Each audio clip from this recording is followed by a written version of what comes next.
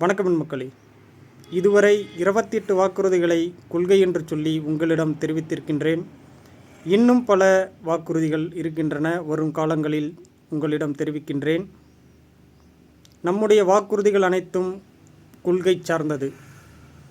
கட்டாயம் நீங்கள் அனைவரும் நம்முடைய வாக்குறுதிகளை தெரிந்து கொள்ள வேண்டும். நம்முடைய கொள்கை இந்திய மக்களின் நலன், இந்திய நாட்டின் நலன், இந்திய மக்களின் பாதுகாப்பு, இந்திய நாட்டின் பாதுகாப்பு. இதுதான் நம்முடைய கொள்கை. நம்முடைய கோட்பாடு இந்தியராய் ஒன்றிணைந்து இந்திய மக்களின் நலனுக்காகவும், இந்திய நாட்டின் நலனுக்காகவும், இந்திய மக்களின் பாதுகாப்புக்காகவும், இந்திய நாட்டின் பாதுகாப்புக்காகவும் செயல்படுவது. இதுதான் நம்முடைய கோட்பாடு. சரி, எதற்காக நீங்கள் எனக்கு ஆதரவளிக்க வேண்டும்? எதற்காக என்னை பின்தொடர வேண்டும்?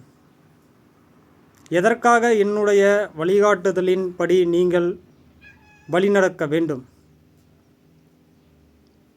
போதைப் பொருள் புழக்கமில்லாத நாடாக இந்தியா மாற நீங்கள் எனக்கு ஆதரவளிக்க வேண்டும்.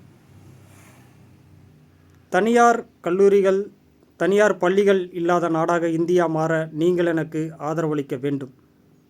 தனியார் மருத்துவமனைகள் இல்லாத நாடாக இந்தியா மாற நீங்கள் எனக்கு ஆதரவளிக்க வேண்டும். இந்திய மக்கள் பாதுகாப்பற்ற நிலையை உணர்கிறார்கள். மக்கள் பாதுகாப்பாக வாழ நீங்கள் எனக்கு ஆதரவளிக்க வேண்டும். பெரும் முதலாளிகளின் கைகளில் இந்தியா சிக்கிக் கொண்டுள்ளது.